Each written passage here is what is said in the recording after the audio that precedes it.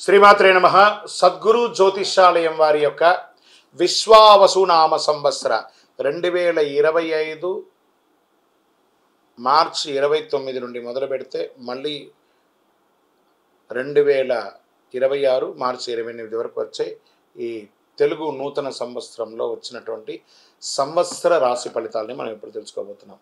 ప్రతి ఒక్కరికి ఏముంటుందంటే, గురుగారు నాకు ఎలా ఉండబోతుంది ఈ సంవత్సరం, నాకు ఆరోగ్యం ఎలా ఉంటుంది, నాకు ఐశ్వర్యం ఎలా ఉంటుంది, నా వ్యాపారం ఎలా ఉంటుంది, నాకు ఉద్యోగం ఎలా ఉంటుంది, నాకు అసలు ఉద్యోగం వస్తుందా రాదా, నాకు వివాహం అవుతుందా అవదా, నాకు సంతానం కలుగుతుందా కలగదా, నా వ్యాపారం అభివృద్ధి అవుతుంది, నేను విదేశాలకి వెళ్తానా వెళ్ళనా, ఎన్నో ప్రశ్నలతో కూడినటువంటి ఆ ప్రశ్నలకు సమాధానమే ఈ గోచార గ్రహస్థితి. ఇందులో మళ్ళీ చెప్తున్నాను, గోచార గ్రహస్థితి మీ యొక్క వ్యక్తిగత జాతకానికి ఒక 30 నుంచి 40% మాత్రమే వర్తిస్తుంది. మీరు పుట్టినటువంటి ఆ లగ్నం, మీ యొక్క టైం ప్రకారం ఒక లగ్నం ఉంటుంది, మీ నక్షత్రం ఉంటుంది, మీ పాదం ఉంటుంది, దాని ప్రకారంగానే సంపూర్ణ జాతకాన్ని తెలుసుకోవడం కుదురుతుంది. నేను చెప్పే ఈ గోచార ఫలితాన్ని కొంతవరకు తీసుకోండి. తర్వాత మీ యొక్క వ్యక్తిగత జాతకాన్ని మీ పరిసర ప్రాంతాల్లో ఉన్నటువంటి గురువులను సంప్రదించండి. గురుగారు నాకు ఈ సంవత్సరం ఎలా ఉంది, నాకు జాతకం చెప్పండి అని వారి దగ్గర అవసరమైతేనే తెలుసుకోండి. మళ్ళీ చెప్తున్నాను, ప్రతి దాంట్లోనూ ప్రతి ఎపిసోడ్లోనూ నేను చెప్తూ ఉంటాను, జాతకం పడుతున్న వర్షానికి ఒక గొడుగు మాత్రమే, కానీ జాతకం జీవితం కాదు. మీరు మిమ్మల్ని నమ్మండి, మీ ఇష్టదైవాన్ని నమ్మండి, మీ కులదైవాన్ని నమ్మండి, మీ జీవితం బాగా ఉంటుంది. మరి లేదు గురుగారు మేము మీ దగ్గర తెలుసుకోవాలనుకుంటున్నామని చాలామందికి ఉంటుంది కదా. మా దగ్గర తెలుసుకోవాలనుకుంటే కింద కనబడుతున్న మా నెంబర్కి మీ పేరు, date of birth, time of birth, place of birth WhatsApp చేయండి, కాల్ చేయకండి. అది చూసిన తర్వాత మా అడ్మిన్స్ మీకు రిప్లై ఇస్తారు.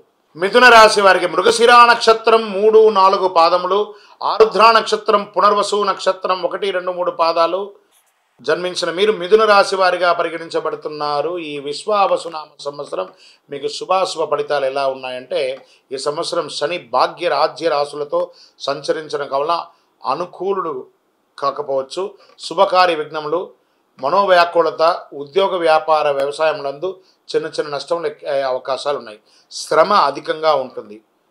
స్వల్పము కాలంలో మీకు రావాల్సినటువంటి ప్రమోషన్స్ కానీ, ఇంక్రిమెంట్స్ కానీ, స్థాన చలనాలు అయ్యే అవకాశాలు ఎక్కువ ఉన్నాయని కూడా చెప్పవచ్చు. ధన సంపాదన, కీర్తి ప్రతిష్టలు అవి ఆటోమేటిక్గా వచ్చేస్తుంది. సమాజంలో మీ మాటకు విలువ ఉంటుంది. మిగిలిన సమయం అంతయు కూడాను వ్యయ జన్మరాశులు ఎందు సంచరించే ధన వ్యయము, స్థాన చలనము కలుగుతుంది. పరిస్థితులు శ్రమకరంగా ఉంటుంది అని కూడా చెప్పవచ్చు. శుభమూలకంగా ధన వ్యయం, రాజానుకూలత లేకపోవడము, కీర్తిహాని కలిగే అవకాశాలు ఉన్నాయి. ఆస్తి సంబంధ విచారము, వాణిజ్యాలందరూ వ్యాపారంలో చాలా ఇబ్బందులు కలిగే అవకాశాలు ఉన్నాయి. మ్యానుఫ్యాక్చరింగ్ యూనిట్లో ఉన్న వాళ్ళకి మిశ్రమంగా ఉంటుంది. ఆర్థిక ద్రవ్యలోభం అనేది ఎక్కువ వస్తుందని కూడా చెప్పడం జరుగుతుంది. మీ యొక్క విలువైనటువంటి వస్తువులు కూడా మిస్ప్లేస్ అయ్యే అవకాశాలు కూడా ఉన్నాయి. ఒక శస్త్రచికిత్స ఆరోగ్యపరంగా జరిగే అవకాశాలు ఉన్నాయి. వాహనం నడిపేటప్పుడు జాగ్రత్తగా ఉండండి. విద్యార్థులకి చాలా ప్రోత్సాహకాలంగా ఉంటుందని కూడా చెప్పచ్చు. ఆషాఢ కార్తీకముల యందు కొంత కార్యానుకూలతగా ఉంటుంది. శ్రావణ భాద్రపద మాఘమాసముల యందు చాలా జాగ్రత్తగా ఉండాలి. ప్రత్యేకించి డాక్టర్స్, సర్వీస్ సెక్టార్లో ఉన్న వాళ్ళకి ఇదొక మంచి సమయం అని కూడా చెప్పచ్చు. ఐటీ రంగం, మీడియా రంగం వారికి మిశ్రమ ఫలితంగా చెప్పడం జరుగుతుంది. స్పోర్ట్స్ వాళ్ళకైతే అద్భుతమైనటువంటి సంవత్సరంగా ఈ సంవత్సరాన్ని చెప్పడం జరుగుతుంది. మృగశిరా నక్షత్రం వారికి ఆషాఢ బహుళం నుండి సంవత్సరాంతం వరకు నైదన తార యందు కేతువు సంచరిస్తున్నారు. ఆరుద్ర నక్షత్రం వారికి మార్గ శుక్లం నుండి జన్మతార యందు రాహువు, ఆషాఢ బహుళం నుండి నైదన తార యందు కేతు సంచరిస్తున్నారు. పునర్వసు నక్షత్రం వారికి సంవత్సర ఆరంభం తిరిగి భాద్రపద బహుళం నుండి మాఘ పూర్వార్థం వరకు జన్మతార యందు శని, సంవత్సర ఆరంభం నుండి కార్తీక బహుళం వరకు జన్మతార యందు రాహు సంచరిస్తున్నారు. మొత్తం మీద మీరు ఈ సంవత్సరము మిశ్రమ ఫలితంగా కూడా మీరు చూసుకోవచ్చని కూడా చెప్పడం జరుగుతుంది. స్త్రీలు మీ యొక్క విలువైనటువంటి వస్తువులను కూడా చాలా జాగ్రత్తగా పెట్టుకోవాలి. విద్యార్థులు చాలా జాగ్రత్తగా చదవవలసినటువంటి ఒక సమయం అని కూడా చెప్పచ్చు.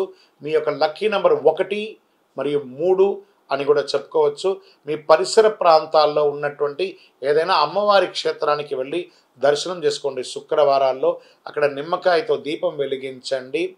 దేవి సప్తశతి చండీ పారాయణం చేయడం లేదా చండీ హోమం చేయడం లాంటిది చేయండి. మీ వయస్సు ఎంత ఉందో అన్ని సంఖ్యతో నువ్వుల నూనెతో మీ యొక్క ఇష్టదైవం కులదైవ దేవాలయంలో మీ యొక్క నక్షత్రం రోజు దీపం వెలిగించండి.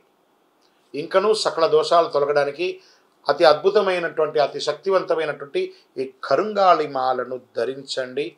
ఆయురారోగ్య ఐశ్వర్య భోగభాగ్యాలతో ఉండండి. విజయోస్తు.